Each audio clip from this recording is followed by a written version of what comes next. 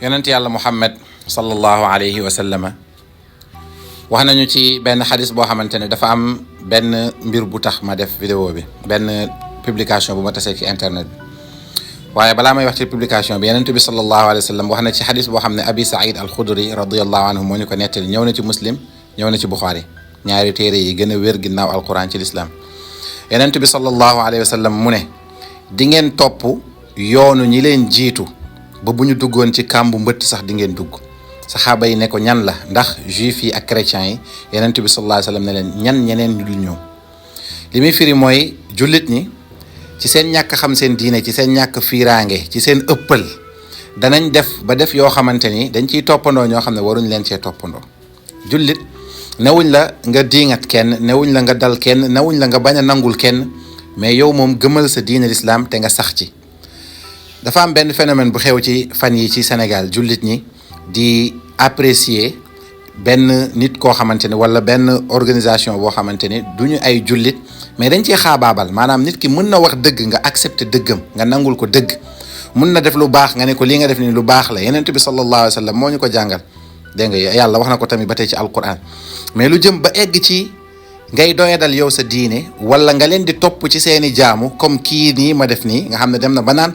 dafay woor ci carême bii nii pour xaw ma nu mu ko tuddee sax waxu dof dëggantaan nañ ci bàyyi xel danger bu rëy la parce que nit ki bu fekkee ne dafa xam ne jëf jii nii du jëfu diineem kum ku ci toppandoo loolu mën na ko di génne ci diine yàlla wax na ci alquran al yawma akmaltu lakum diinakum wa atmamtu alaykum ni'mati wa raditu lakum al islaama diinan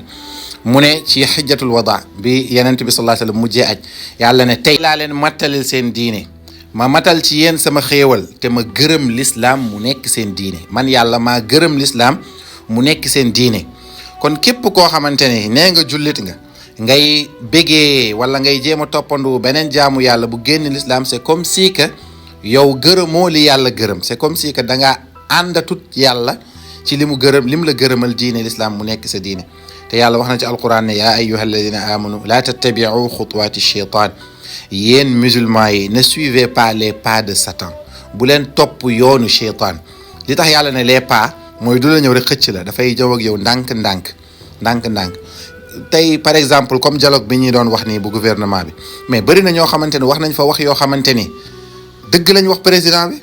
tey ku mel ni ki représenté jamaiyatu ibadur rahman kilifa lay waxal muy président de la république moo tax mu waxee ni mu waxee mais dëgg yu leer nañ la ko wax mais même Amadou Ba bi nga xamante ni ci Macky la bokk ci boppam ku dégloo waxam ji xel xam ne wax na Macky Sall dëgg bu wér na péng mais yow yëpp nga jël ko nga teggi ne complexe ba bëgg a dee ba nar a saax-saaxi sa diine nañ ci bàyyi xel danger bu rëy a rëy la nañu indiwaat suñu xel xam ne mbiram àdduna yi jarul yenn yi booy dal ci nitu musulman yi booy dal ci jullit ñi booy dal ci kilifa diine yaa xam mais bul dal ci l'islam en tant que tel boobaa da ngay ñàkk sa diine parce que yàlla wax na ci alquran wa man yabtaghi ghayra al islami diinan falan yuqbala minhu wa huwa fi l axirati min al xaasirin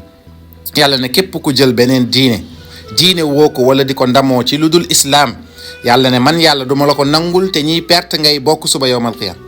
yàlla nañ ci yàlla musal bi jaahi rasulillah inda allah